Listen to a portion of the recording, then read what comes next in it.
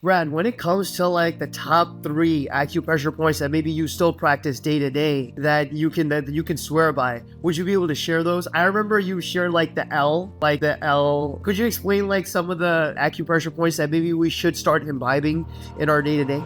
Yeah, I usually try and give like hand ones Yeah. because they're easy and I can show them. But for people listening, stomach 36, just Google it, YouTube it. There's so many videos there for digestion. It's like the king point.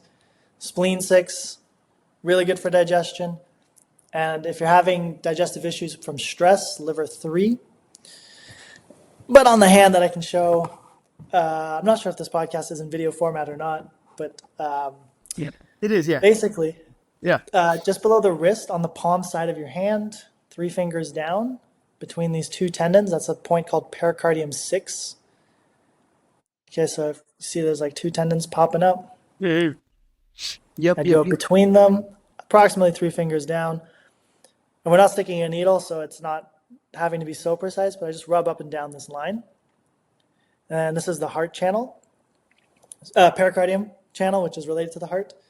And this can help calm the mind, can help with sleep, but it's also really impactful in the middle chest area, kind of in the digestive zone. So it helps with nausea, vomiting. People put seasickness bands around here. So this is just a great overall point. Large intestine 4. So between the pointer finger and the thumb, right about halfway through, and I just push underneath the bone. If you're pregnant, don't do this. But this is the command point for the face. So any facial issues people have, headaches, nose, teeth, jaw pain, and because it's large intestine, helps with the gut. So it helps to move the bowels as well. If these points are tender, it means you need them. So when you're watching TV, when you're waiting for the bus, when you're just sitting, you just gently massage large intestine 4, pericardium 6, stomach 36. It's 4 fingers below the kneecap, but kind of hard to do that with this video. So There is. this is my left leg. I run my hand up the shin, Mm. and there's a big pocket here just underneath the knee. This is a really big spot, so you can press on it like this or lay on a tennis ball. If you have like a lacrosse ball or tennis ball, massaging the outside of your shin by like kneeling on the ball is really, really good for digestion. Yeah, those would be like my go-to points, best ones. Solid, man. Solid.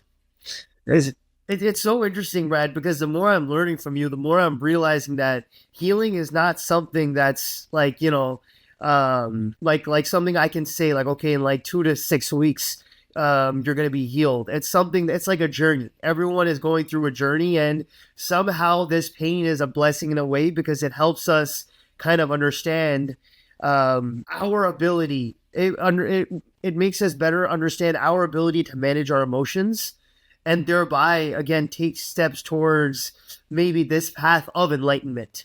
So, and super interesting stuff, man. Like I am a bit like thrown off left field because when I though I was intending to have a conversation about like tactical things like okay, when a client walks through your door, what's like the first steps you take? Is it like an intake form? Are you asking questions? Somehow we are kind of thrown into a very powerful conversation around like, all right, dude, why are we here? What's the purpose of life? So it's it's fascinating, man. Yeah, if you that is the question to answer.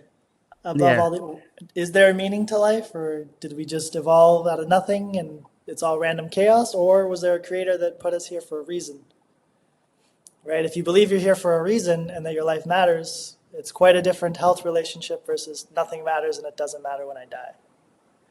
There's many studies on like I don't know if it's necessarily spiritual as the word, but if you believe there's something out there above you and you can connect with it, your health will be significantly better than someone who's more atheist and believes they're alone and there's nothing else out there. It's, yeah, tremendously healing when you can surrender to some outside force that's there with you and supporting you. And the funny thing is, the higher your IQ goes, the more towards atheism you tend to move to.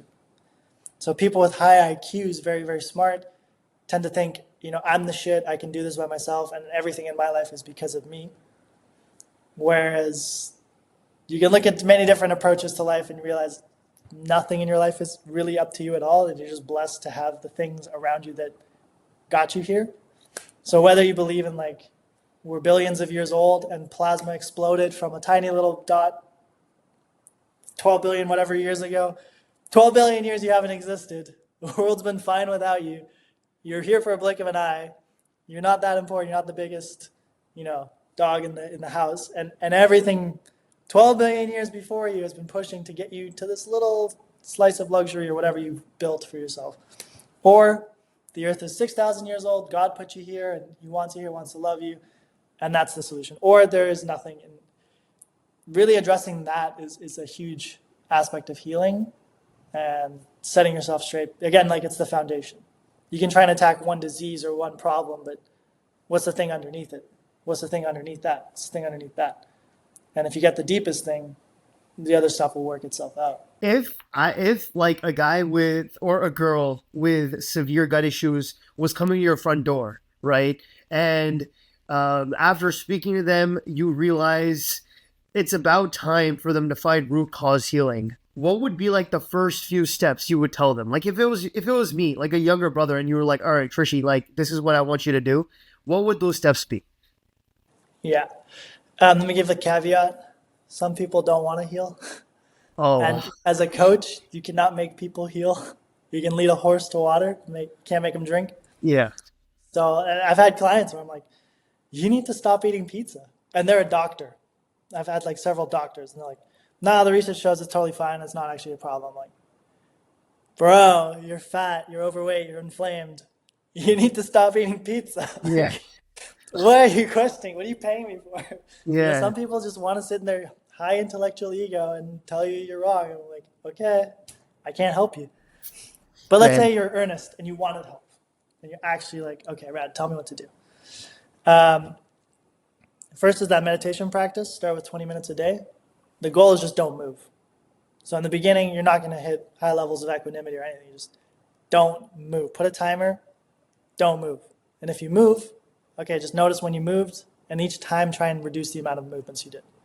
So let's say 20 minutes, you moved 10 times. Next time do 9, next time do 8, do 5.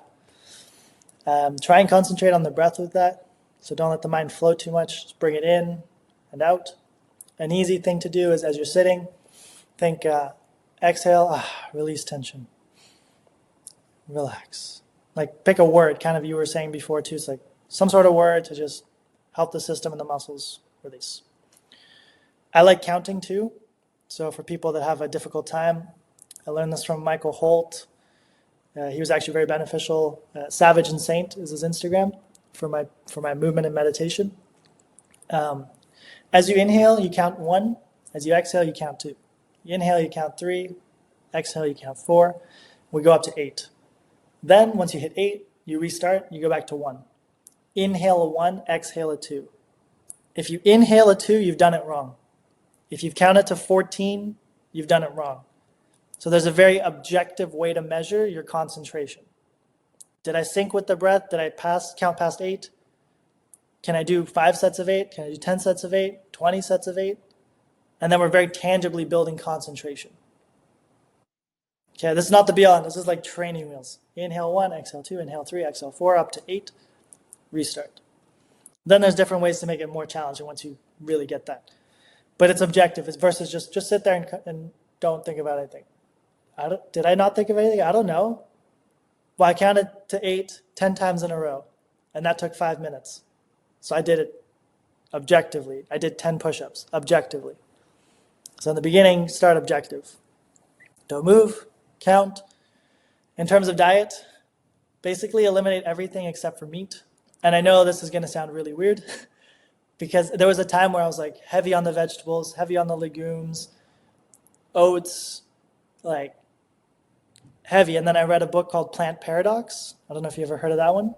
You buy Dr. Gundry? Dr. Gundry, exactly. Yeah. And he's a bit of an interesting character, to say the least. Yeah. But it kind of got me on that, oh, okay, I should stop eating all my salads and stuff. And I did, and my digestion improved a lot. So, like vegetables, in Chinese medicine, cold foods, smoothies, raw foods, very challenging to digest. So if you have digestive issues, you want to avoid those. So especially in the beginning, we do like a week of reducing or basically eliminating all the trash foods. So just stick with lean meats, a little bit of fat if you can handle it, a little bit of white rice if you need it. White rice is very easy to digest. Congee, bone broth, no coffee, no milk, no tea. You can have teas. You can have like nice detox teas. Yeah, from a diet perspective, vegetarians, please don't hate me.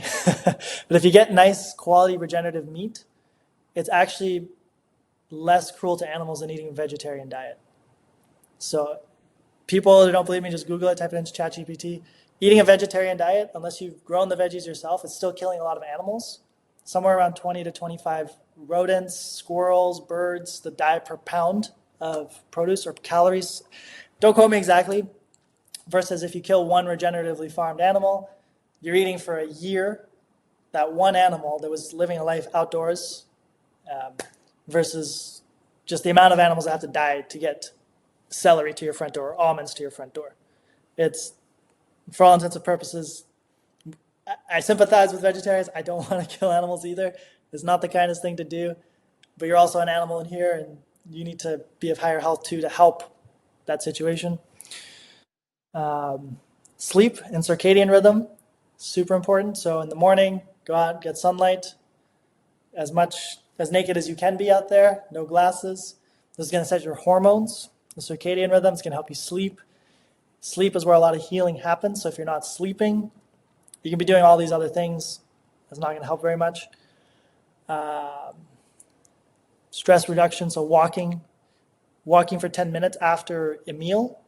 It's really, really helpful for digestion, really helpful for insulin balance, and just generally spending less time on screens, because that's where a lot of stress tends to come from, is our screen time, watching the news.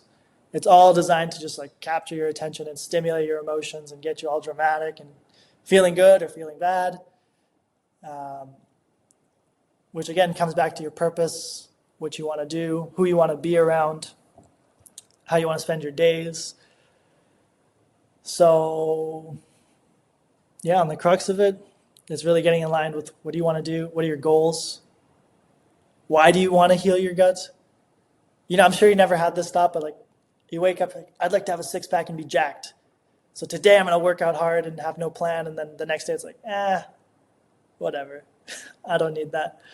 So like really getting clear on goals or nightmares.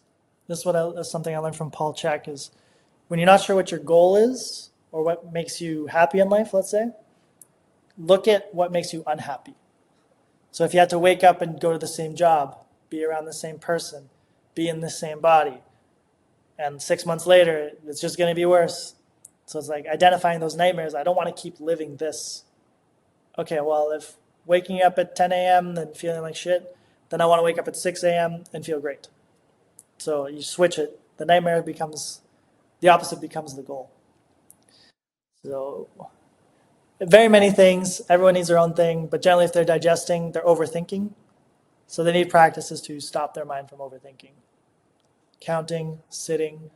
When you get the hormones better, when you get the food better, your body calms down. And Taoism, body and mind are one. So funny enough, if you have a lot of pain in your body, you're going to have a lot of pain in your mind. Or if you have a lot of pain in your mind, it's going to manifest as pain in the body. So you need to heal the body and the mind at the same time, not just one or the other. Wow. Wow, man. Super, super interesting stuff, Rad. Rad, thank you so much, man. I think if I had to summarize this conversation in just a few words, it would be that true healing is true healing is healing of the mind and body. And for long-term healing, it requires us to dive a bit deeper beyond just the symptoms that we're feeling. And we have to understand that the pain we're feeling, it's a message to us. It's a signal to us to introspect and understand how we are managing our emotions. And if we are able to have that sense of acceptance and openness to things that are coming at us in the world, we will be not only better equipped to healing ourselves, but also taking great strides towards hopefully understanding the eternal purpose of why we're here, and hopefully taking steps towards finding a more fulfilled life. That sounds pretty accurate. If I may add one more thing that Yes, I sir. think will be a very practical, tactical tool for your audience. Your friend, what's his name? Ankit. Yes. Unk. Yeah, so he was dealing with ulcerative colitis, Yes. and you were saying he was trying different diets, different things, and turmeric was one of them. And you're Yeah. like, this is supposed to help. I don't understand why it made it worse. So in Chinese medicine, there's no, anyone has digestive issues, give them this. Turmeric, to my understanding, I'm not a herbalist, it's a heating food. So if someone already has inflammation of the gut, it's already hot. And if we add more heating foods, it's going to make it worse. So point being is not to really specifically harp on the turmeric. It's more, the tool is gaining recognition of what food does to your body. So a lot of times we'll read a book or marketing and say, like, this thing is supposed to help me. The amount of times I've taken supplements like a multivitamin or something, my body wants to vomit it up. And I didn't realize, like, yeah, my body's telling me don't take this. And I'm like, God, I need this multivitamin to get it down no matter what. If you're eating foods and your body immediately disagrees, wants to vomit them, you get bad stools, your skin breaks out, you get dry eyes, you get mucus, you get tired, fatigue. These are all very tangible signs that are happening. You get bloating when you eat pizza. No expert or diet or blood test or allergy test is going to be better than your body telling you immediately what's going on. So the idiocy of our system is that, like, if I like to eat spicy chicken wings, but they give me heartburn, I can take Pepto-Bismol or Tums or an antacid so that I don't get the signal of heartburn from eating the chicken wings. But if that immediate signal is no longer there and I can eat more chicken wings, what's going on through the rest of the system is even worse than the signal of the heartburn. And even more stupidly, when we get heartburn, people think we need less acid in the gut. Generally, we need more acid. Okay, we need more acid to digest foods, to kill parasites, to kill bacteria coming in. And when we have higher levels of acidity, such as when we eat, the sphincter, the esophageal sphincter, I believe it is, will close based on acid. So when we have acid squirt up, it should close naturally. If it doesn't, there's not enough acid, or we've spent a long time with antacids or bad foods that this sphincter mechanism is impeded, and we get acid through the esophagus, causing the heartburn. So if we're taking antacids, we're actually reducing the closing of the sphincter, and still stuff will slosh up, but we won't feel it as bad. Versus helping the person encourage proper diet, proper nutrition, proper acidity that will close the sphincter and actually solve the problem. So again, it's just a lot of masking because people aren't able to understand what these things really mean inside. So connecting the foods that you eat directly with the symptoms you experience in that moment will help guide you day to day as to what your body actually needs and wants, not what your brain thinks it needs and wants. Got you. So it's not about masking the symptoms, but really hearing the problem to be able to figure out, like, all right, this is not like, it's not an attack, it's a message. Let me internalize it and let me make a better course of action to feel better versus just numbing the pain, right? Yeah, yeah. So I have like a client right now, he's coming to me with SIBO, and we're doing a lot of physical training, but I gave him like dietary recommendations, and he gave me a list of medications and protocols and all these things that doctors can do, and platelet-rich plasma replacement, and I'm like, but bro, like, you're not going to get rid of a bacterial overgrowth in your intestines if you keep feeding them. Yeah. You just can't. You have to be absolute and completely cut out everything bad for like 6 weeks at least. And he's not there. He's not willing to. And he brain thinks that some injection or some person or some medication is going to fix the gut, but it won't. It won't. Yeah. You got to just have responsibility with the food you put in your mouth at some point. It's also a huge aspect is also just humility, right? Like having the humility to be open-minded and be like an empty cup versus like a full cup and be like, I already know everything. Yeah. Yeah. 100% that.